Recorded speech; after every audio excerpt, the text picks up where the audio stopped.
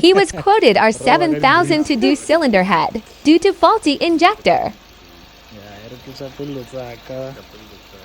So guys, this is the last car for the day. I think Polo Vivo CLP 1.4. So the vehicle was misfiring very bad and losing power, and then they did some diagnostic. Some mechanic was saying the engine needs to be stripped, and then yeah, so we checked our compression. This is our compression test, and then we also check our coils. We try to swap the coils, and also check the spark plugs, but everything were fine. So we replaced injector number 3 because we had misfire on number 3. So this is the injector that I took out. I had another original VW injector that I fit in there.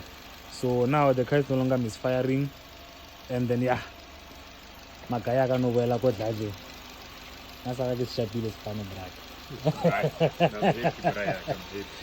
Sure, so yeah, re go khutsa le nna injector ga o she tla bona re isa go kae.